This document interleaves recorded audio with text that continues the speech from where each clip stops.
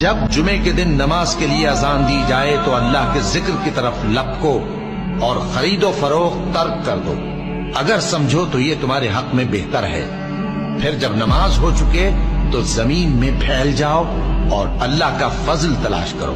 اور اللہ کو بہت بہت یاد کرتے رہو تاکہ کامیاب ہوگا۔ اور ان میں بعض ایسے ہیں جنہوں نے اللہ سے عہد کیا تھا کہ اگر وہ ہم کو اپنی مہربانی سے مال عطا فرمائے گا تو ہم ضرور خیرات کیا کریں گے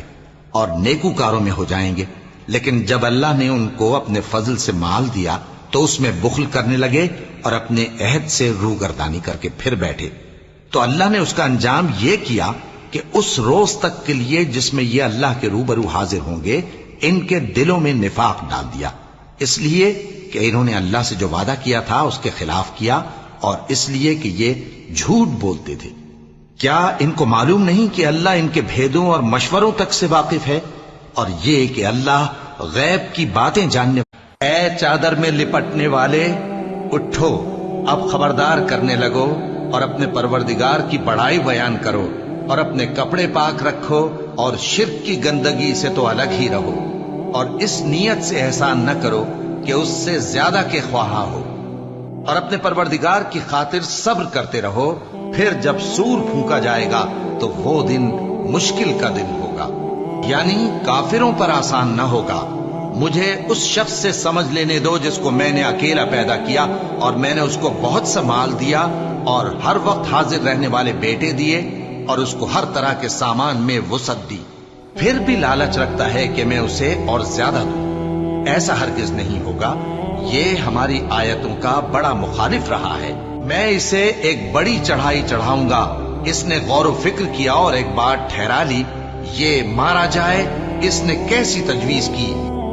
اے پروردگار، میں نے اپنی اولاد ایک وادی میں جہاں کھیتی نہیں تیرے عزت و ادب والے گھر کے پاس لا بسائی ہے۔ اے پروردگار، تاکہ یہ نماز پڑھیں سو تو لوگوں کے دلوں کو ایسا کر دے کہ ان کی طرف جھکے رہیں، اور ان کو میووں سے روزی دیتے رہنا تاکہ تیرا شکر کریں۔ اے پروردگار، جو بات ہم چھپاتے اور جو ظاہر کرتے ہیں تو سب جانتا ہے، اور اللہ سے کوئی چیز مخفی نہیں، نہ زمین میں نہ آسمان میں۔ اللہ کا شکر ہے جس نے مجھ کو بڑی عمر میں اسماعیل اور اسحاق بخشے، بے شک میرا پروردگار دعا سننے والا ہے۔ اے پروردگار، مجھ کو ایسی توفیق عنایت کر کہ نماز پڑھتا رہوں، اور میری اولاد کو بھی یہ توفیق بخش۔ اے پروردگار، میری دعا قبول فرما۔ اے پروردگار، حساب کتاب کے دن میری اور میرے ماں باپ کی اور مومنوں کی مغفرت کیجو۔ اور مومنوں، یہ نہ سمجھنا کہ یہ ظالم جو کام کر رہے ہیں اللہ ان سے بے خبر ہے، وہ ان کو اس میں آ جائیں۔ اور یہ لوگ اللہ کے غضب میں گرفتار ہیں اور ناداری ان سے لپٹ رہی ہے، یہ اس لیے کہ اللہ کی آیتوں سے انکار کرتے تھے اور اس کے پیغمبروں کو ناحق قتل کر دیتے تھے، یہ اس لیے کہ یہ نافرمانی کیے جاتے اور حد سے بڑھے جاتے تھے۔ یہ بھی سب ایک جیسے نہیں ہیں، ان اہل کتاب میں کچھ اچھے لوگ بھی ہیں جو رات کے اوقات میں اللہ کی آیتیں پڑھتے اور اس کے آگے سجدے کرتے ہیں،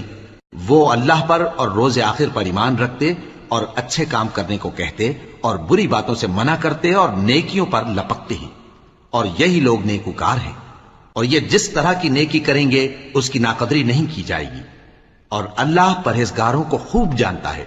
جو لوگ کافر ہیں ان کے مال اور اولاد اللہ کے مقابلے میں ان کے ہرگز کام نہ آئیں گے، اور یہ لوگ اہل دوزخ ہیں کہ ہمیشہ اسی میں رہیں گے۔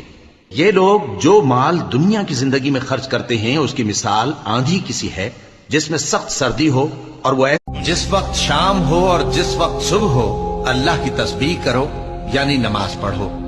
اور آسمانوں اور زمین میں اسی کی تعریف ہے، اور تیسرے پہر بھی اور جب دوپہر ہو اس وقت بھی نماز پڑھا کرو۔ وہی زندہ کو مردے سے نکالتا ہے اور وہی مردے کو زندہ سے نکالتا ہے،